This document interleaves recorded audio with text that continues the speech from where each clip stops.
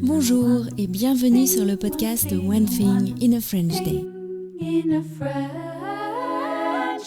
Aujourd'hui, mercredi 22 mai 2024, cet épisode, le numéro 2371, s'intitule « Une journée à Paris, deuxième partie ».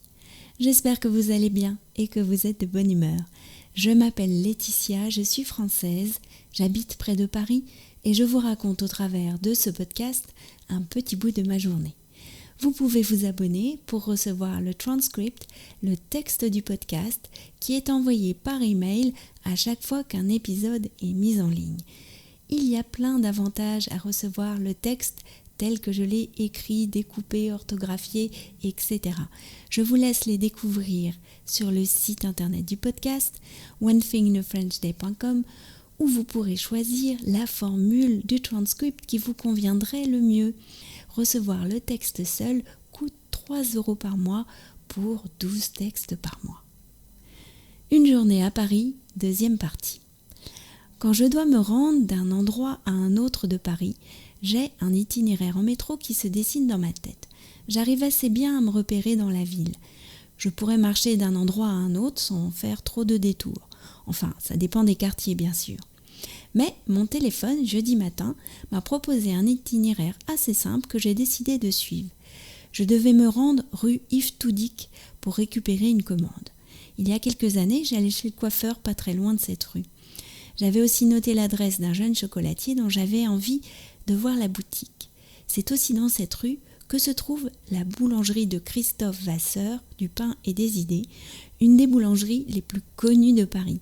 Si j'avais décidé de suivre mon itinéraire, je serais descendue à République. L'itinéraire proposé par mon téléphone était le suivant. Prendre la ligne 4 jusqu'à Château d'Eau et ensuite marcher 10 minutes. Aucun changement, peu de marche, c'était parfait. En arrivant à Château d'Eau, on débarque dans le quartier africain de Paris. C'est une chouette ambiance, un peu déroutante parce que les gens sont beaucoup dans la rue, ça parle fort, ça rigole ou ça se dispute.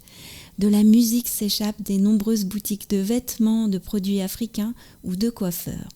Mais Paris est une ville cosmopolite et c'est aussi ça qui la rend vivante.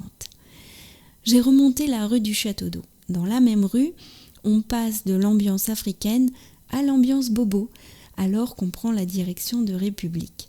Il y a plein de petites boutiques qui mêlent mode et décoration, des cafés parisiens ou d'autres à l'ambiance décontractée où l'on peut manger des bols de granola avec des fruits en sirotant un café de producteur. Une boucherie-resto, un fromager, un chocolatier, des cavistes, des gens qui circulent à vélo et il y a la boulangerie Mamiche. Il était presque midi, alors il y avait déjà la queue. Je suis juste passée devant et comme j'avais faim, je me suis acheté une pomme dans la Biocoop du quartier. Une Biocoop gérée par ses salariés, disait une banderole sur la vitrine du magasin. Rue Yves Toudic, j'ai récupéré ma commande chez Macon et Lécois. Vous savez, les jolies broches brodées confectionnées à la main. Et j'ai pris le métro à République pour rentrer à la maison. Ça, ce n'était que la première partie de ma journée. Mais One Thing in a French Day, c'est fini pour aujourd'hui. Vous retrouverez la dernière partie de ma journée à Paris dans l'épisode de vendredi. À très bientôt donc, au revoir. One thing in a French day.